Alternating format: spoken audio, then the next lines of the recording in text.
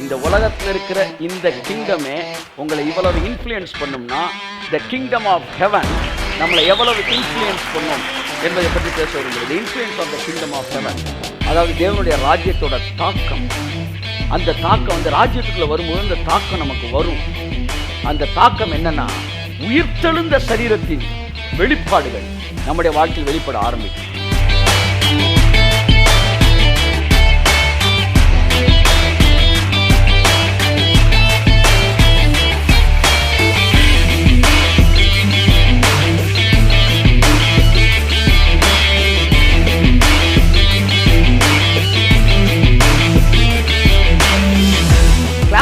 என்னன்னா வந்து கட்டி உண்டாக்கின நகரம் new Jerusalem.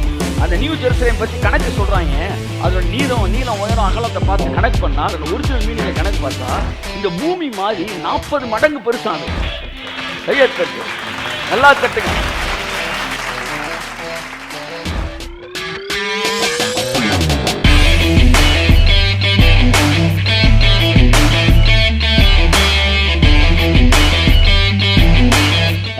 Earth and heaven வந்து மாறி புதிய பூமி புதிய வானம்னா இந்த பூமியே புது நேச்சருக்குள்ள கடந்து வருமா? கை தட்டுங்களே ஒரு இருக்கு. ஆமே.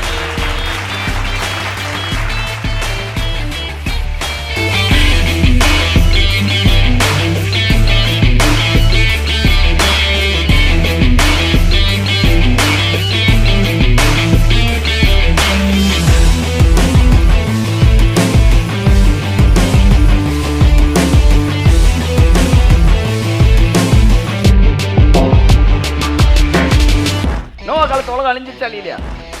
அழிஞ்சிருச்சுன்னு இப்ப எந்த உலகத்துல இருக்கீங்க? அப்புறம் அழிஞ்சிருச்சுன்றீங்க. நேச்சர் ஆஃப் த வேர்ல்ட் அழிஞ்சு வேற நேச்சர் வந்துச்சு. அப்படித்தான் இந்த உலக அழிவு என்பது nature of the world, the quality. இப்ப இருக்கிற இந்த தன்மை மறைந்து வேறு ஒரு தன்மை வரப்போகுது. அதுதான் புதிய வானம், புதிய பூமி. அங்க தேவனுடைய ராஜ்யத்தின் சக்தி, தேவனுடைய ராஜ்யத்தோட கல்ச்சர், தேவனுடைய ராஜ்யத்தோட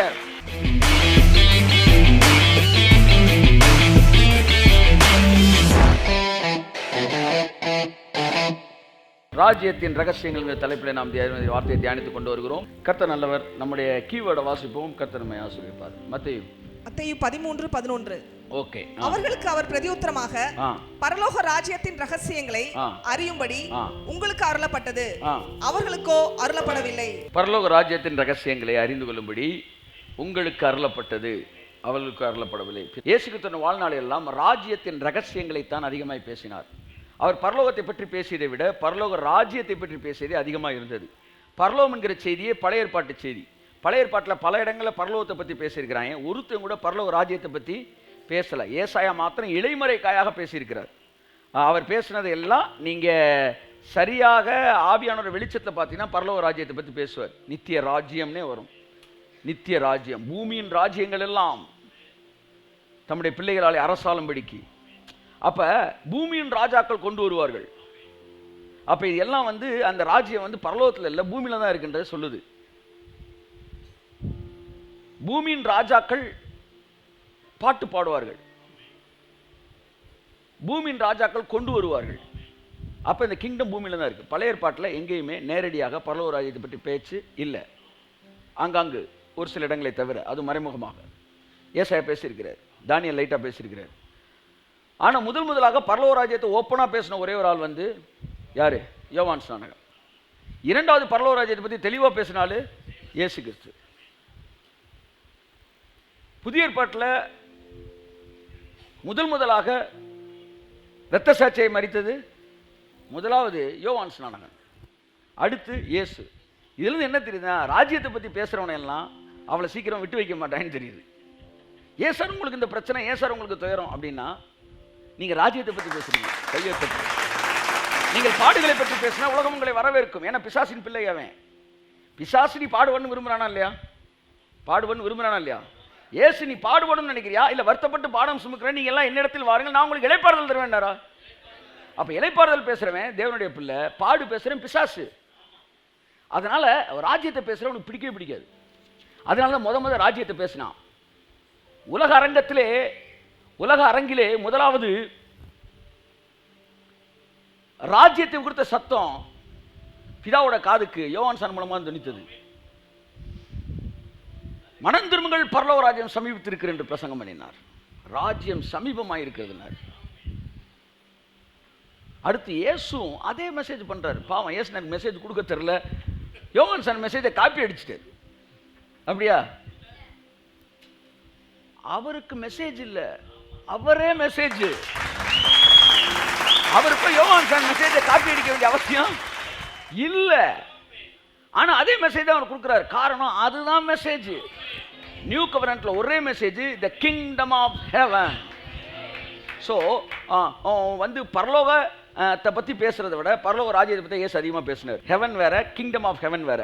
தி extension of heaven is called kingdom of heaven. மறுபடி நான் இதை பேசுகிறேன்.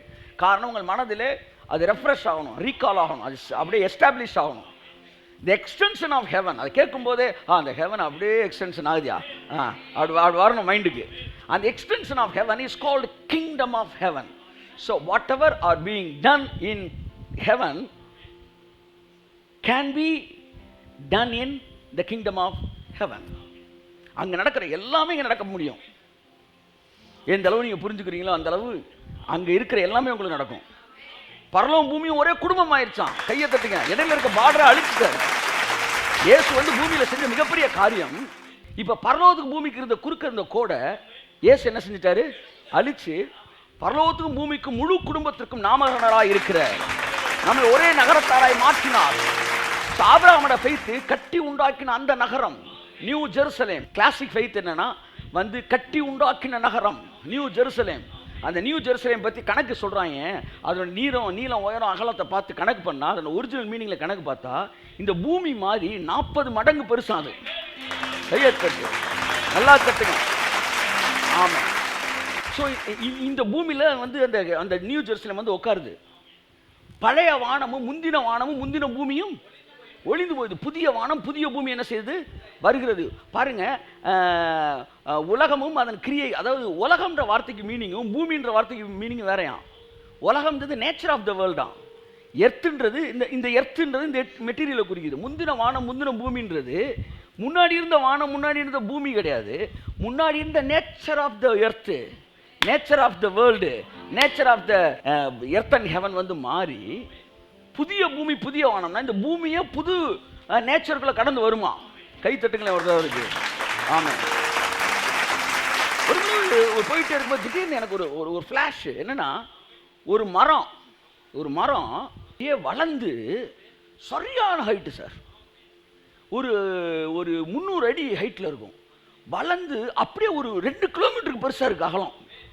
அந்த ஒரே ஒரு மரத்தில் மதுரையில் பாதி ஏரியா நிழலா இருக்கு. என்ன சார்ன்றேன். கர்த்தர் சொல்றாரு, வீழ்ச்சிக்கு முன்னாடி வந்து மரங்கள் எல்லாம் வந்து இந்த பூமி வந்து தன்னுடைய சத்தப்பை இழந்து வீழ்ச்சியில் இருக்கு. ஆனால் இந்த முந்தின பூமி முந்தினெல்லாம் அவங்க அழிஞ்சதுக்கப்புறம் இந்த 100 மரத்தை வச்சா இந்த குட்டை இப்படிலாம் இருக்காது. ஒரு மரத்தோட ரியல் சீடு அதனுடைய ஃபுல் ஹைட் வெயிட்டு அப்படிதான் இருக்கும். இந்த ஏரியாவில் ஒரு மரம் நட்டுட்டிங்கன்னா மதுரையில் பாதி மதுரை கூலாக இருக்கும். கும்முன்னு அப்படியே காரில் போயிட்டு வந்துட்டு இருக்க வேண்டியதான். அப்போ வீழ்ச்சிக்கு முன்னாடி இருந்த உலகம் வேற. அந்த முந்தின வானம் இப்போ இருக்கிறது வீழ்ச்சிக்கு பின்னாடி இருக்கிற உலகம். இதில் நீங்கள் செடியை போட்டிங்கன்னா சத்தே இல்லாத இடத்துல இப்போ பாருங்கள், நீங்கள் ஆப்பிளை வந்து காஷ்மீரில் விளைய வைக்கிறதுக்கும் கம்மாக்கரையில் விளைய வைக்கிற வித்தியாசம் இருக்குது. அங்கேயும் ஆப்பிள் வரும், இங்கேயும் ஆப்பிள் வரும். இது லைட்டாக கொஞ்சம் அப்படியே என்ன மாதிரி இருக்கும், ப்ளம்ஸ் மாதிரி இருக்கும், ப்ளம் சைஸில் இருக்கும் ஆப்பிள். அது வந்து வேறு சைஸில் இருக்கும். இது என்னென்னா மண்ணோட சத்து மாறும்போது ஃப்ரூட்டோட சத்து என்ன செய்யுது? மாறுது, சைஸ் மாறுது, எல்லாமே மாறுது. இப்போ திரும்ப ராஜ்யம் பூமிக்கு வந்த பிறகு இந்த எர்த்தோடைய பழைய முந்தின பூமியெல்லாம் மாறிடும், வேற மாதிரி இருக்கும். இப்போ இந்த நியூ ஜெருசலேம் வந்து அப்படியே வந்து முடிவு, உலகத்தின் முடிவுன்னு பைபிளில் வருதுல, இது எல்லாமே யுகத்தின் முடிவு தானா. அதாவது உலகத்தின் முடிவு என்பது யுகத்தின் முடிவு. இப்போ கலியுகம், அதுக்கு முன்னாடி ஒவ்வொரு யுகமாக சொல்கிறாங்கல்ல. கலியுகம் முடிஞ்சோன்னா சத்திய யுகம்ன்றாங்கல்ல. யுகம்னா ஒரு ஏஜ் முடிஞ்சு அடுத்தது ஆரம்பமாகுது. நமக்கு நியாயப்பிரமாண காலம் முடிஞ்சு அடுத்து கிருபையின் காலம் ஆரம்பிக்குது. இந்த மாதிரி இந்த யுகம் முடியுது, அடுத்த யுகம் ஆரம்பிக்குது. இந்த எர்த்து அப்படியே தான் இருக்கும், இதனுடைய நேச்சர் மாறும். ஆமாம், இதை ஃபுல்லாக கசைக்கு எரிஞ்சிட்டு பக்கத்தில் இன்னொரு இடத்துலாம் செய்ய மாட்டார். நோவா காலத்தில் இருக்க பூமி அழிஞ்சிருச்சா இருக்குதா சொல்லுங்கள். நோவா காலத்தில் உலகம் அழிஞ்சிச்சா அழியலையா சார்? நோவா காலத்தில் உலகம் அழிஞ்சிருச்சா அழியலையா? அழிஞ்சிருச்சுன்னு இப்போ எந்த உலகத்தில் இருக்கீங்க? அப்புறம் அழிஞ்சிருச்சுன்றீங்க. நேச்சர் ஆஃப் த வேர்ல்டு அழிஞ்சு வேற நேச்சர் வந்துச்சு. அப்படித்தான் இந்த உலக அழிவு என்பது நேச்சர் ஆஃப் த வேர்ல்டு, இந்த குவாலிட்டி. இப்போ இருக்கிற இந்த தன்மை மறைந்து வேறு ஒரு தன்மை வரப்போகுது. அதுதான் புதிய வானம், புதிய பூமி. அங்க தேவனுடைய ராஜ்யத்தின் சக்தி, தேவனுடைய ராஜ்யத்தோட கல்ச்சர், தேவனுடைய ராஜ்யத்தோட அந்த நரிஷ்மெண்ட்ஸ் எல்லாம் அந்த பூமிக்குள்ள கடந்து வரும். அல்லேலூயா சொல்லுங்களேன். Influence of the kingdom. Amen சொல்லுங்க. இன்ஃப்ளூயன்ஸ் ஆஃப் த கிங்டம் எல்லாம் சொல்லுங்க. ராஜ்யத்தின் என்னது? இன்ஃப்ளூயன்ஸ், தாக்கம். ஆமென் சொல்லுங்க. ராஜ்யத்தின் தாக்கம். ஹல்லேலூயா. இந்த உலகத்தில் இருக்கிற இந்த கிங்டமே உங்களை இவ்வளவு இன்ஃப்ளூயன்ஸ் பண்ணும்னா, த கிங்டம் ஆஃப் ஹெவன் நம்மளை எவ்வளவு இன்ஃப்ளூயன்ஸ் பண்ணும் என்பதை பற்றி பேச வருகிறது. Influence of the kingdom of heaven, அதாவது தேவனுடைய ராஜ்யத்தோட தாக்கம். அந்த தாக்கம் அந்த ராஜ்யத்துக்குள்ளே வரும்போது அந்த தாக்கம் நமக்கு வரும். அந்த தாக்கம் என்னன்னா, உயிர்த்தெழுந்த சரீரத்தின் வெளிப்பாடுகள் நம்முடைய வாழ்க்கையில் வெளிப்பட ஆரம்பிக்கும். நல்லா நீங்கள் தெரிஞ்சுக்கங்க. நீங்கள் வேற ஒரு ராஜ்யத்தில் இருந்தீங்க. என்ன ராஜ்யத்தில் இருந்தீங்க? இருளின் ராஜ்யத்தில் இருந்தீங்க. இப்போ எந்த ராஜ்யத்துக்கு வந்துட்டீங்க? ஒளியின் ராஜ்யத்துக்கு வந்துட்டீங்க. இல்லை சார், நான் இன்னும் பாவங்கள் செய்கிறேன், அதனால் நான் அந்த ராஜ்யத்திலாம் இருக்கிறேன் அப்படின்னு ஒருத்தர் சொன்னால் அது சரியா தப்பா? சொல்லுங்க. நான் சொல்கிறேன், நீங்கள் அந்த ராஜ்யத்தில் இல்லை, ஆனால் அந்த இன்ஃப்ளூயன்ஸில் தான் இருக்கீங்க. நான் கேட்குறேன், எத்தனை பேர் பேண்ட் ஷர்ட்டோடு வந்திருக்கீங்க? கை தூக்குங்க. இந்த ரெண்டுக்குமே கை தூக்கல. நீங்கள் பேண்ட் ஷர்ட்டோடு வந்திருக்கிறீங்களே. நீங்கள் அப்போ இது யாருடைய கல்ச்சர்? இது பேண்ட் ஷர்ட்டு பிரிட்டிஷ்காரன் கல்ச்சர் தான். நான் இப்படி யோசித்தேன், சைனாக்காரன் நம்மளை ஆண்டு இருந்தானே என்ன இருந்திருக்கும்? இன்னைக்கு ஃபுல்லாக இப்படி தான் வந்திருப்பேன். அப்படி வந்துருப்பாங்க போல. லெஃப்ட் சைடு ஃபுல்லாக விசிறியோடு வந்திருப்பீங்க. நம்ம ஃபுல்லாக வந்து எப்படி வந்திருப்போம்? ஃபுல்லாக அங்கியோட வந்து இந்த காலை வேளையிலே பிரைஸ் தி லார்ட் இப்படி தான் போடுவாங்க. Praise the Lord. சைனாக்காரன் உலகத்தை ஃபுல்லாக பிடிச்சிருந்தா நம்ம ஃபுல்லாக பாம்பு படம் போட்டு தான் போட்டு வந்திருப்போம். எல்லாரும் ஆராதிப்போம். இப்போயே ஒரு சிலர் அப்படி தான் போட்டுறாங்க. ஃபுல்லாக ஃப்ரில்லாக வச்சு ஜக்கன்னு போட்டிருப்போம். ஏன்னா வந்து இப்போ நம்ம கோட் சூட் போடுற காரணம் என்னென்னா, அவன் உலகத்தில் பதிச்சிட்டான். இந்த கோட் சூட் அடிக்கிற மாதிரி எந்த ட்ரெஸ்ஸுமே வரலன்றது எனக்கு வருத்தம். ஆனால் நான் சாகுறதுக்குள்ளே உன்னை கண்டுபிடிப்பேன். இயேசு நாமத்தில் ஒரு காஸ்டியூம் டிசைன் பண்ணி இந்த கோட் சூட் அடித்து இதுதான்டா அதுக்கு மேலே கொண்டு வரும். ஒன்றும் பிரச்சனை கிடையாது. யார் டிசைன் மேக்கர்ஸு. ஆமாம், ஃபேஷன் மேக்கர்ஸ் நம்ம. அப்போ சைனாக்காரன் படத்தில் பார்த்தா அவன் கோட் சூட் தான் போகிறான். இது யாருடைய கல்ச்சரு? பிரிட்டிஷோட கல்ச்சரு, பிரிட்டிஷோடைய காஸ்டியூமு இன்ஃப்ளூயன்ஸு. இப்போ என்ன சொல்ல வரேன்னா, பிரிட்டன்காரன் போயிட்டானா இருக்கிறானா? போயிட்டான். ஆனால் இன்றைக்கி நீங்கள் பேண்ட் ஷர்ட்டோடு தான் இருக்கீங்க. நீங்கள் பேண்ட் ஷர்ட் போட்டிருக்கனால இன்னும் பிரிட்டிஷ்காரன் உங்களை ஆண்டுகிட்டு இருக்கான்னு அர்த்தம் இல்லை. அவன் ஆட்சிலாம் முடிஞ்சிருச்சு. ஜஸ்ட் இன்ஃப்ளூயன்ஸ் தான் இருக்கு. கையை தட்டு. அப்படித்தான் நீ பாவம் செய்கிறவனா இருந்தால் நீ பாவம் செய்கிறவனால் தவறு செய்கிறவனா இருந்தாலும் நான் சொல்கிறேன், பிசாசோட ஆளுகை உன் மேல கிடையாது. அவன் ஆளுகை 2000 வருஷங்களுக்கு முன்பாய் இயேசு முடிந்தது என்று சொன்ன போதே அவனுடைய ஆளுகை என்ன செய்தது? முடிந்து விட்டது. இப்ப உன்கிட்ட இருக்கிறது வெறும் வெளியிலேருந்து கொடுத்த இன்ஃப்ளூயன்ஸ். அப்போ கொடுத்த இன்ஃப்ளூயன்ஸில் இப்போ ஓடிட்டு இருக்கீங்க. அதாவது இந்த மாடை வந்து கழட்டி விட்டாலும் அந்த மாடு சுற்றிக்கிட்டே வரும்ல, அந்த கெட்டப்பில் தான் பண்ணிக்கிட்டு இருக்கிறோம். ஆனால் நீங்கள் விடுவிக்கப்பட்டீர்கள். பக்கத்தில் தட்டி சொல்லுங்கள், இருளின் ராஜ்யத்திலிருந்து விடுதலையாக்கப்பட்டு நம்முடைய குமாரனுடைய ராஜ்யத்திற்கு பங்குள்ளவர்களாய் மாறி இருக்கிறீர்கள். நல்லா கைத்தட்டி ஆமென். அந்த மாதிரி நான் தேவனுடைய கிங்டம்குள்ளே இருக்கிறேன். ஆமென் சொல்லுங்க. தேவனுடைய கிங்டம்குள்ளே இருக்கிறேன். இன்னும் கொஞ்ச நாள்ல இந்த கிங்டம்குள்ளே இருக்கிற புரிந்து கொண்டோடனே இந்த கிங்டமோட இன்ஃப்ளூயன்ஸ் உங்களுக்குள்ள வர ஆரம்பிக்கும். ஆமென் சொல்லுங்க. அவ்வளோதான். அந்த அதனுடைய தாக்கம் உங்களுக்குள்ள வரும்போது நீங்க சன்ஸ் ஆஃப் த கிங்டம் என்ன செய்றீங்க? மாறுறீங்க. ஒரே ஒரு வசனத்தை மட்டும் நான் 17ஆம் அதிகாரம் மத்தேயு. இந்த 13ஆம் அதிகாரத்திலே இயேசு கிறிஸ்து என்ன செய்றாரு? ராஜ்யத்தின் ரகசியங்களை பேசுறாரு. 13 எடுத்துக்காமா, 13 முடிச்சுக்கோ லைட்டா. ராஜ்யத்தின் ரகசியங்களை பற்றி பேசுகிறாரு. அந்த மெசேஜ் ஃபுல்லாக ராஜ்யத்தின் வசனங்கள் தான். அப்படி பேசும்போது இந்த ராஜ்யத்தோட இன்ஃப்ளூயன்ஸை பற்றி பேசுகிறாரு. வாசிப்போம் 33ஆம் வசனம், 13:33. How the kingdom of heaven will influence the atmosphere அப்படின்ற பற்றி. ஓகே வாசிங்க. வேறொரு ஊமையை அவர்களுக்கு சொன்னார். பரலோக ராஜ்யம் புளித்த மாவுக்கு ஒப்பாயிருக்கிறது. ஓகே. அதை ஒரு ஸ்திரீ எடுத்து முழுவதும் புளிக்கும் வரைக்கும் பிரைஸ் காட் 3 படி மாவிலே அடக்கி வைத்தாள் என்றார். எல்லாரும் ரைஸ் பண்ண பாருங்க. இந்த புளிச்ச மாவு எவ்வளோ இருக்குது? என்ன பாருங்க, புளிச்ச மாவு எவ்வளோ போடுறீங்க? தயிர் ஊற்றுற எவ்வளோ உங்க ஊற்றுறீங்க? ஒரு சட்டி பாலில் எவ்வளோ ஊற்றுறீங்க தயிர்? ஒரு ஸ்பூன் தான் ஊற்றுறீங்களா? ஒரு கிளாஸ் கூட ஊற்றுறதில்ல, ஒரு ஸ்பூன் தாங்க ஊற்றுறாங்க. அவ்வளவு சட்டி பாலை இந்த ஒரு ஸ்பூன் வந்து தயிர் என்ன செஞ்சிருது? இன்ஃப்ளூயன்ஸ் பண்ணி அப்படியே அவ்வளோ பெரிய சட்டி வந்து மெஜாரிட்டி தானே ஜெயிக்கணும், ஆனால் மெஜாரிட்டியை தாக்கி மைனாரிட்டி ஜெயிக்குது. Amen, amen. அதான் one man with God is majority. ஒருவனோடு தேவன் இருந்தால் அவன் புளிச்ச மாவு, அவனை தூக்கி அப்படி ஆசியா கண்டதுக்குள்ள போட்டிங்கன்னா, இப்போ ஒரே ஒருத்தனை தூக்கி போட்டார். யாரு? தோமான்னு ஒருத்தன். அவனை தூக்கி இந்தியாவில் அப்படி போட்டார் பாருங்க, இந்தியாவே புளிச்சு கிடக்குது. அவர் என்ன செஞ்சாரு? தான் வச்சிருந்த தயிரை, ஒரே தயிரை எடுத்து ஒரு ஸ்பூன் எடுத்து இந்தியாவில் ஊற்று, ஒரு ஸ்பூன் எடுத்து இஸ்ரேலில் ஊற்று, ஒரு ஸ்பூன் எடுத்து கிரீஸில் ஊற்று அப்படின்னு ஊற்றி விட்டுட்டு போயிட்டார் பாருங்க. இப்போ அம்புட்டும் புளிச்சுக்கிட்டு இருக்கு. தேவனுடைய ராஜ்யத்தோட இன்ஃப்ளூயன்ஸ் வந்துகிட்டு இருக்கு. உங்க வாழ்க்கையில இந்த பரலோக ராஜ்யத்தோட இன்ஃப்ளூயன்ஸ் இன்று முதல் நீங்கள் அதிகமாய் பார்க்க ஆரம்பிக்க போகிறீர்கள். நீங்க என்ன சொல்ல போறேன்னா, எப்படி நம்ம தேர்ட் டைமென்ஷன்ல வாழ்ந்துகிட்டு இருக்கிறோம். இதுதான் இந்த உலகத்தோட கிங்டம், தேர்ட் டைமென்ஷன். ஆனா காட்ஸ் கிங்டம்ன்றது ஃபோர்த் டைமென்ஷன்ல இருக்கு. கடவுளுடைய பரிமாணங்கள் வந்து இப்போ வந்து 4th 5th 6th 7th dimension போயிட்டே இருக்கு. சரியா? இப்போ இந்த 4th டைமென்ஷன் தான் ஃபெய்த் டைமென்ஷன். இப்போ தேர்ட் டைமென்ஷன்ல நம்ம வாழ்ந்துகிட்டு இருக்கிறோம். எப்போ இந்த 4th டைமென்ஷனை புரிஞ்சுக்கிறோமோ, அப்போ இந்த கிங்டம் ஆஃப் ஹெவனுடைய இன்ஃப்ளூயன்ஸ் இருக்கு பார்த்தீங்களா, அந்த ராஜ்யத்துடைய தாக்கம் அது என்ன செஞ்சிரும்னா இந்த தேர்ட் டைமென்ஷன்ல என்டர் ஆயிரும். கையை தட்டுங்க. இப்போ which is connecting the third dimension and fourth dimension. fourth dimension நீங்க போணும்னா, தேர்ட் டைமென்ஷன்ல போணும்னா ஏதோ ஒரு வழியா தான் நீங்க போகணும். ஏதோ ஒரு சுவிட்சை நீங்க தட்டணும். அந்த சுவிட்ச் என்ன, அந்த நூல் என்ன அப்படின்ற நீங்க கண்டுபிடிச்சிட்டீங்கன்னா, எனி டைம் நீங்க தேர்ட் டைமென்ஷன்ல இருந்து ஃபோர்த் டைமென்ஷன்ல நீங்க என்ன செய்யலாம்? என்டர் ஆயிடலாம். அந்த ஃபோர்த் டைமென்ஷன்ல போன உடனே அந்த கிங்டம் இன்ஃப்ளூயன்ஸ் பண்ணி இந்த தேர்ட் டைமென்ஷன்ல நுழைஞ்சு இந்த தேர்ட் டைமென்ஷனே மாத்தி விட்டு போயிடும். இதெல்லாம் மத்தவன் என்ன செய்யறான்? மிரக்கிள்னு சொல்றான். மத்தவன் இதை மிரக்கிள்னு சொல்றான். ஆனா இது டிவைன் இன்ஃப்ளூயன்ஸ், இது கிங்டம் இன்ஃப்ளூயன்ஸ்.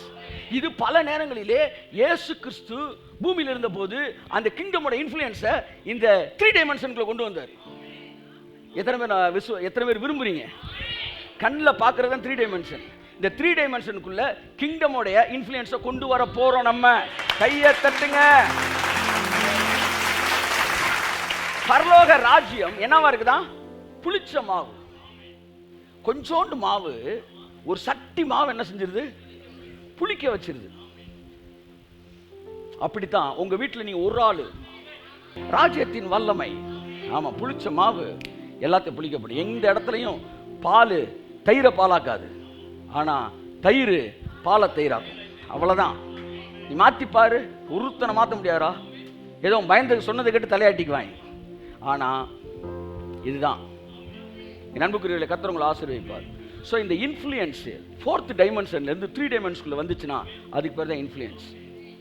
இது எப்போ நடக்குதுன்னா, கிங்டம்குள்ளே இருக்கிற நீங்கள் உங்களை ஈல்டு பண்ணும்போது, நல்லா கவனி, ஈல்டு பண்ணும்போது அந்த இன்ஃப்ளூயன்ஸு உங்களுடைய தேர்டு டைமென்ஷனுக்குள்ளே அது உள்ளே நுழைஞ்சிரும். அதாவது முப்பரிமாணம் நம்ம பார்க்குற அதுக்குள்ளே வந்துடும். அதை தான் அற்புதம் அப்படின்னு சொல்கிறாங்க. அது எப்போ வருதுன்னா, நீங்கள் அந்த 4th டைமென்ஷனில் இருக்கிற அந்த கிங்டமுக்கு இந்த தேர்ட் டைமென்ஷன் ஈல்டு பண்ணும்போது அது என்ன செய்யுது? உள்ளே புகுந்து இதை முற்றிலுமாய் மாற்றுகிறது. கிங்டம் வந்து எதை இன்ஃப்ளூயன்ஸ் பண்ணும் தெரியுமா? உங்களுடைய மனநிலையை இன்ஃப்ளூயன்ஸ் பண்ணும். சரியா? இன்னைக்கு பிரிட்டிஷ்கார மாதிரி ஒரு ஒரு ஒரு ஒரு ஒரு ஒரு 6 மாதம் கொஞ்சம் அமெரிக்காவில் இருந்துட்டாங்கன்னா, அவங்க வெளியே வரும்போது அவங்களுடைய ஆக்டிவிட்டீஸில் மனநிலையில் அந்த இன்ஃப்ளூயன்ஸ் தெரியுது. ஒரு ஹோட்டலில் சாப்பிடும்போது இன்ஃப்ளூயன்ஸ் தெரியுது. அது ஒரு பெரிய விஷயம் இல்லை. நீங்கள் போனாலும் அந்த இன்ஃப்ளூயன்ஸ் தெரியும். இது பரலோகத்துலேருந்து தூதன் வந்து அவனுக்கு கொடுத்துட்டு போகிறது கிடையாது. இது ஜஸ்ட் பார்க்கும்போது அப்படியே இன்ஃப்ளூயன்ஸ் வருது. இந்த இன்ஃப்ளூயன்ஸ் வந்து எதில் வருது? மைண்டில் வருது, ஆக்டிவிட்டீஸில் வருது, ப்ரொனன்சியேஷனில் வருது, அடுத்து ட்ரெஸ்ஸில், காஸ்டியூமில் வருது. அதாவது பொருட்களில் கூட அந்த இன்ஃப்ளூயன்ஸ் வரும். நீங்கள் உங்கள் குரலை தேவனுக்கு சப்மிட் பண்ணிட்டீங்கன்னா, பரலோக ராஜ்யத்துடைய அந்த பவரு என் குரலை இன்ஃப்ளூயன்ஸ் பண்ணி என் குரல் மூலமா 1000 பேர் அப்படியே டிரான்ஸ்ஃபார்ம் பண்ணும். இதான் கிங்டமோட இன்ஃப்ளூயன்ஸ். என் பாடலை நாம் பிதாவுக்கு ஒப்பு கொடுக்கும்போது அந்த பாடல் அவர் இன்ஃப்ளூயன்ஸ் கடந்து வந்து 4th டைமென்ஷன் பவர் 3 டைமென்ஷன்ல கேட்கிற இந்த வார்த்தையில் இந்த பாடல் மூலமாய் ஜனங்களோட வாழ்க்கையை மாற்றும். ஒரு இளைஞன் இன்னைக்கு சொல்றேன், இப்ப நான் சொல்றேன் புரியுற மாதிரி 25,000 பேர் உட்கார்ந்துருக்கிறாங்க. இவர்கள் சாப்பிடுவதற்கு அப்பம் எங்கே கொள்ளலாம் சொல்லும்போது ஒரு பையன் 5 அப்பம் 2 மீன் இருக்கு சார்ன்றான். 3 டைமென்ஷன்ல எத்தனை இருக்கு? 5 அப்பம் இருக்கு, 2 மீன் இருக்கு. கிங்டம்ல வந்து பெருக்கக்கூடிய வல்லமை எல்லாமே இருக்கு. இப்ப இந்த 5 அப்பம் 2 மீனை கையில கொடுத்தான் பாருங்க. அந்த ஈல்டிங், அந்த கிவிங், அந்த அப்பத்தையும் மீனையும் கொடுத்த உடனே இப்ப இன்ஃப்ளூயன்ஸ் எங்க வருது? அப்பத்து மேல வருது, மீன் மேல வருது. அந்த இன்ஃப்ளூயன்ஸ் அப்படியே என்ன செய்யுது? 4th டைமென்ஷன்ல இருக்க அந்த கிங்டம் வல்லமை அப்படியே 3 டைமென்ஷன்ல நுழைஞ்சு அப்படியே அந்த 5 அப்பத்தை அப்படியே 5000 அப்பமா மாத்திடுவாரு, 25,000 அப்பமா மாத்தி மீன் பெருகுது.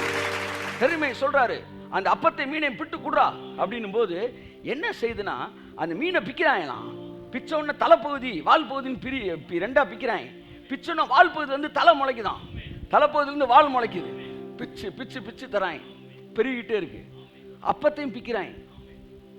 என்னைக்கு நீங்க வேர்ட் ஆஃப் காடை பிச்சு கொடுக்குறீங்களோ அப்பதான் அவனுக்குள்ள போன உடனே அந்த பிச்சை அப்பம் அப்படியே வளரும். ஆமாம் சார், நீங்க 2 பாயிண்ட் சொன்னீங்க, எனக்கு அதுல இருந்து 6 பாயிண்ட் வருது சார்.